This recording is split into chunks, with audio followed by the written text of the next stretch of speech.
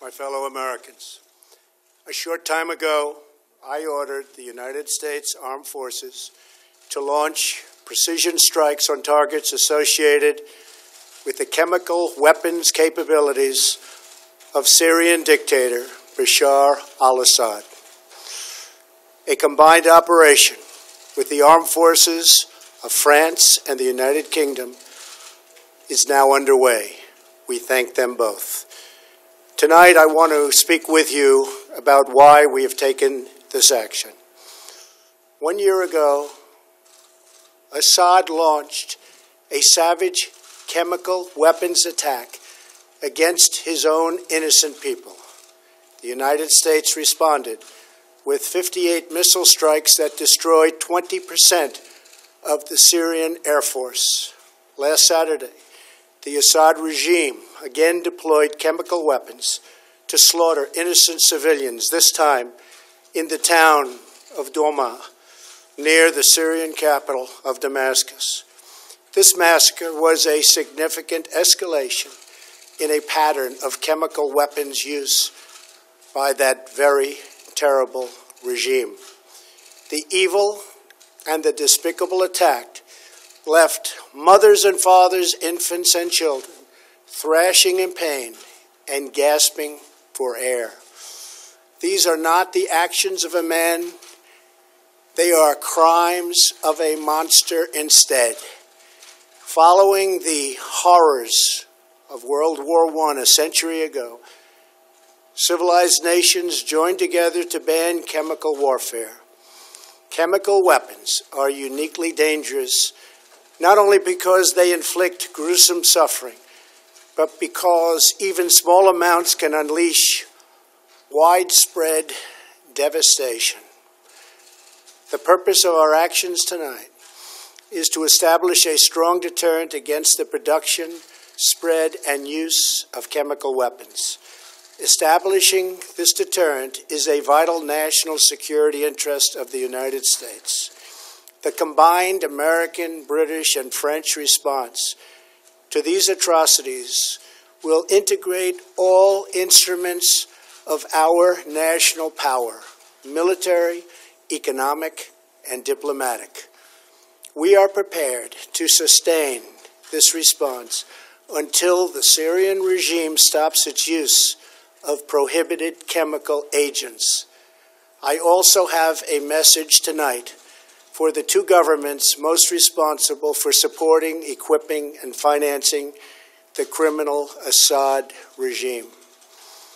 To Iran and to Russia, I ask, what kind of a nation wants to be associated with the mass murder of innocent men, women, and children? The nations of the world can be judged by the friends they keep.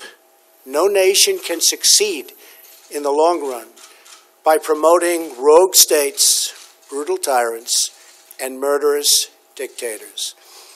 In 2013, President Putin and his government promised the world that they would guarantee the elimination of Syria's chemical weapons.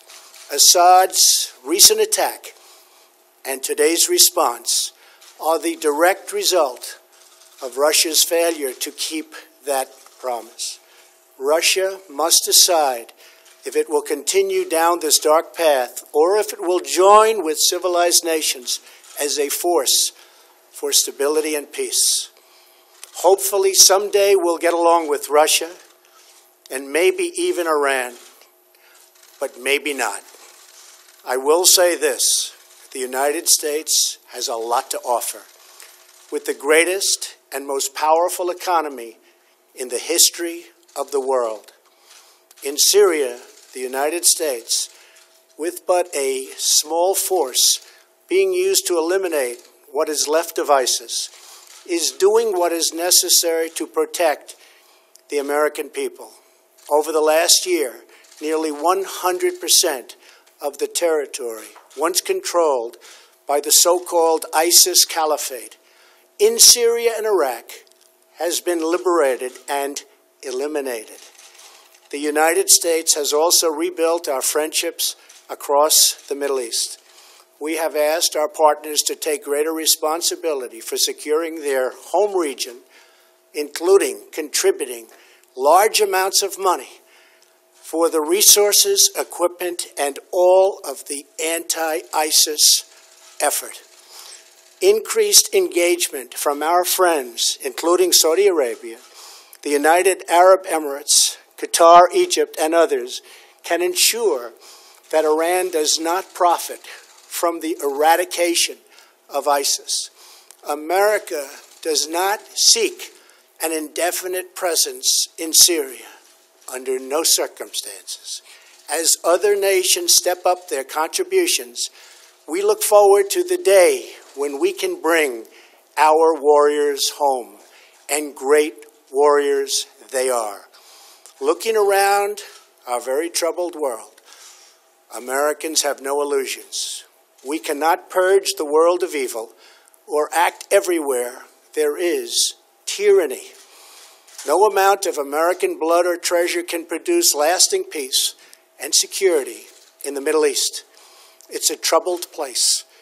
We will try to make it better, but it is a troubled place. The United States will be a partner and a friend, but the fate of the region lies in the hands of its own people. In the last century, we looked straight into the darkest places of the human soul.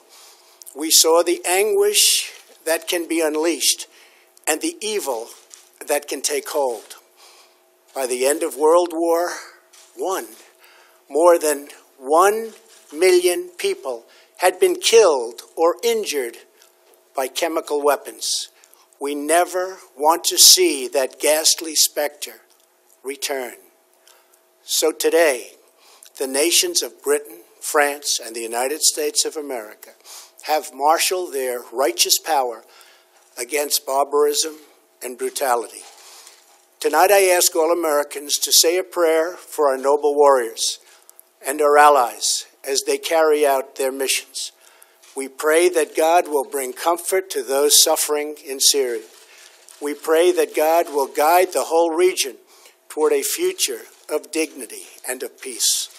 And we pray that God will continue to watch over and bless the United States of America. Thank you and good night. Thank you.